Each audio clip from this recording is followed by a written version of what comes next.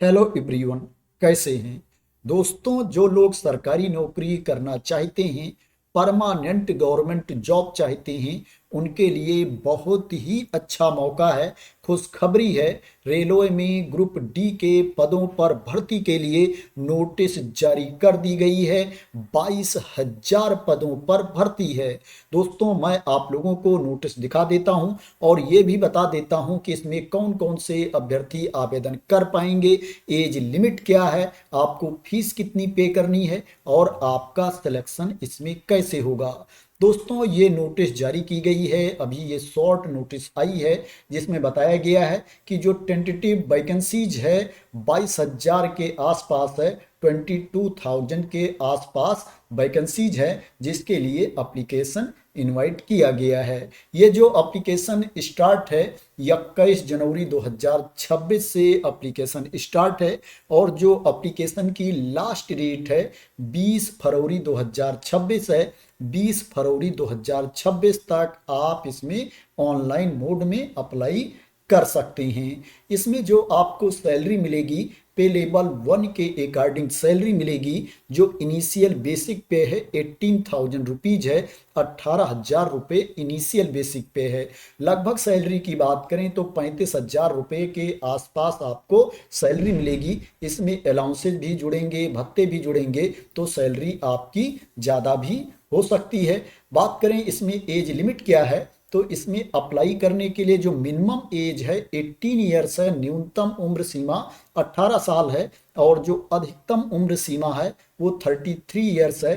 33 साल तक के अभ्यर्थी इसमें आवेदन कर सकते हैं, जिनको एज लिमिट में छूट नहीं मिलती है। और जिनको छूट मिलती है उनको रूल के अकॉर्डिंग एज लिमिट में छूट भी दी जाएगी।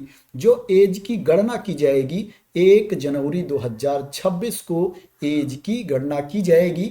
बात करें किसको कितनी छूट मिलेगी एज लिमिट में, तो जो एससी कैटेगरी के कैंडिडेट हैं, एसटी कैटेगरी के कैंडिडेट हैं, उनको अधिकतम उम्र सीमा में 5 साल की छूट दी जाएगी।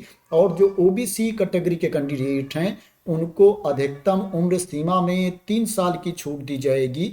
और जो पीडब्ल्यूबीडी कैटेगरी के कैंडिडेट हैं, अनरिजर्व कैटेगरी में आते हैं, उनको अधिकतम उम्र सीमा में 10 साल की छूट दी जाएगी। पीडब्ल्यूबीडी ओबीसी कैटेगरी के कैंडिडेट को 13 साल की छूट दी जाएगी और पीडब्ल्यूबीडी एससी एसटी कैटेगरी के कैंडिडेट को 15 साल की छूट दी जाएगी अधिकतम उम्र सीमा में। और जो एक्स सर्विसमैन हैं, भूतपूर्व सैनिक हैं, उनको सर्विस ईयर्स प्लस 3 ईयर्स की छूट दी जाएगी अधिकतम उम्र सीमा में। बात करें इसके लिए आपके पास क्वालिफिकेशन क्या होना चाहिए, तो आपको 10वीं पास होना चाहिए, 10th की सर्टिफिकेट आपके पास होनी चाहिए या आईटीआई की सर्टिफिकेट आपके पास होनी चाहिए। 10वीं पास अभ्यर्थी भी इसमें अप्लाई कर सकते हैं और जिनके पास आईटीआई की सर्टिफिकेट है, आईटीआई वाले कैंडिडेट भी इसमें आवेदन कर सकते हैं। बात करें इसमें आपको फीस कितनी पे करनी है, तो इसमें 500 रुपीज फीस पे करनी है जिनको फीस में छूट नहीं मिलती है। और जिनको फीस में छूट मिलती है, जैसे जो एससी कैटेगरी के कैंडिडेट हैं, एसटी कैटेगरी के कैंडिडेट हैं, माइनॉरिटी कम्युनिटीज के कैंडिडेट हैं, ईबीसी इकोनॉमिकली बैकवर्ड क्लास के कैंडिडेट हैं, पीडब्ल्यूबीडी कैटेगरी के कैंडिडेट हैं, महिला अभ्यर्थी हैं, ट्रांसजेंडर अभ्यर्थी हैं, एक्स सर्विसमैन हैं, भूतपूर्व सैनिक हैं, इनको 250 रुपये फीस पे करना है, 250 रुपीज फीस पे करना है। लेकिन ये जो फीस आप पे करेंगे पूरी की पूरी नहीं लग जाएगी। जो अभ्यर्थी 500 रुपये फीस पे कर रहे हैं, 500 रुपीज फीस पे कर रहे हैं, उनकी 400 रुपये फीस वापस आ जाएगी बैंक का चार्ज काटने के बाद, अगर वो सीबीटी दे देंगे, कंप्यूटर बेस्ड टेस्ट दे देंगे। और जो 250 रुपये फीस पे कर रहे हैं, जिनको फीस में छूट मिल रही है, इनकी 250 रुपये वापस आ जाएगी बैंक का चार्ज काटने के बाद, अगर ये कंप्यूटर बेस्ड टेस्ट दे देंगे, सीबीटी दे देंगे। कंडीशन इसमें यही है कि आपको रिटर्न टेस्ट देना पड़ेगा। जो कैंडिडेट सीबीटी नहीं देंगे, रिटर्न टेस्ट नहीं देंगे, उनकी फीस वापस नहीं आएगी। अब बात करते हैं इसमें आपका सिलेक्शन कैसे होगा, सिलेक्शन का प्रोसेस क्या है। दोस्तों इसमें रिटन टेस्ट होगा, कंप्यूटर बेस्ड टेस्ट होगा, सीबीटी होगा, और फिजिकल इफिशिएंसी टेस्ट होगा, पीटी होगा। उसके बाद डॉक्यूमेंट वेरिफिकेशन होगा, मेडिकल एग्जामिनेशन होगा। कंप्यूटर बेस्ड टेस्ट में जो कैंडिडेट क्वालिफाई हो जाएंगे उनको शॉर्टलिस्ट करके फिजिकल इफिशिएंसी टेस्ट के लिए बुलाया जाएगा, पीटी के लिए बुलाया जाएगा। जो फिजिकल इफिशिएंसी टेस्ट है, पीटी है, ये क्वालिफाइंग इन नेचर है, इसको ओनली आपको पास करना पड़ेगा। इसका जो अंक है, इसका जो मार्क्स है, वो फाइनल मेरिट में नहीं जोड़ा जाएगा।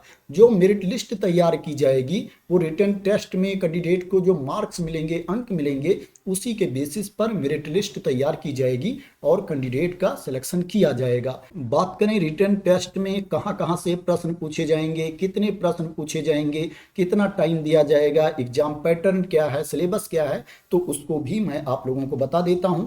इसमें जो रिटन टेस्ट होगा टोटल 100 क्वेश्चंस पूछे जाएंगे, 100 प्रश्न पूछे जाएंगे, और जो टाइम दिया जाएगा रिटन टेस्ट के लिए 1.5 घंटे का टाइम दिया जाएगा, 90 मिनट्स का टाइम दिया जाएगा। एक प्रश्न 1 अंक का होगा। इसमें जनरल साइंस से 25 क्वेश्चंस पूछे जाएंगे, 25 प्रश्न पूछे जाएंगे। मैथ से 25 क्वेश्चंस पूछे जाएंगे, 25 प्रश्न पूछे जाएंगे। जनरल इंटेलिजेंस एंड रीजनिंग से 30 क्वेश्चंस पूछे जाएंगे, 30 प्रश्न पूछे जाएंगे। General awareness and current affair से 20 क्वेश्चंस पूछे जाएंगे, 20 प्रश्न पूछे जाएंगे। कुल प्रश्नों की संख्या 100 होगी। इसमें निगेटिव मार्किंग भी होगी। अगर आप किसी प्रश्न का गलत उत्तर देते हो तो एक गलत उत्तर के लिए 1/3 मार्क्स आपका काट लिया जाएगा, 1/3 अंक काटा जाएगा गलत उत्तर के लिए। जो प्रश्न पूछे जाएंगे ऑब्जेक्टिव टाइप के क्वेश्चंस पूछे जाएंगे, बहुविकल्पीय प्रश्न पूछे जाएंगे। तो ये रिटन टेस्ट के बारे में इंफॉर्मेशन थी। अब बात करते हैं पीटी के बारे में, फिजिकल इफिशिएंसी टेस्ट के बारे में। दोस्तों इसमें जो फिजिकल इफिशिएंसी टेस्ट होगा उसमें मेल कैंडिडेट को, जो पुरुष अभ्यर्थी हैं, उनको 35 किलोग्राम का वजन लेकर के 35 केजी का वेट लेकर के 100 मीटर उनको चलना पड़ेगा 2 मिनट में, और 1000 मीटर की उनको दौड़ कंप्लीट करनी पड़ेगी 4 मिनट 15 सेकंड में। और जो महिला अभ्यर्थी हैं उनको 20 केजी का वेट लेकर के 20 किलोग्राम वजन लेकर के चलना पड़ेगा 100 मीटर 2 मिनट में, और उनको 1000 मीटर की दौड़ कंप्लीट करनी पड़ेगी 5 मिनट 40 सेकंड में।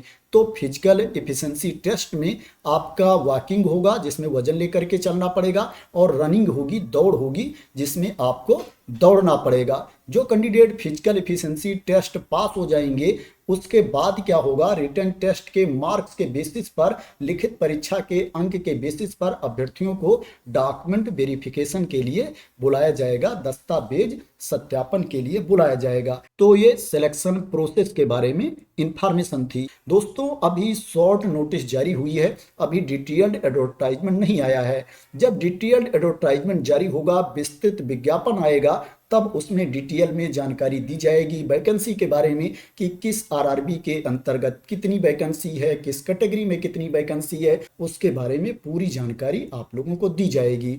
दोस्तों जब एप्लीकेशन स्टार्ट हो जाएगा, जब डिटेल्ड एडवर्टाइजमेंट आएगा, तो मैं एक वीडियो बना करके आप लोगों को इन्फॉर्मेशन दे दूंगा, जिससे कि आप लोगों को क्लियरिटी मिल जाए। अगर कुछ बदलाव होता है तो उसके बारे में भी आप लोगों को जानकारी मिल जाए। इसके लिए आप लोग मेरे इस YouTube चैनल को सब्सक्राइब कर लेना, अगर अभी तक सब्सक्राइब ना किया हो तो। थैंक यू सो मच दोस्तों फॉर वॉचिंग।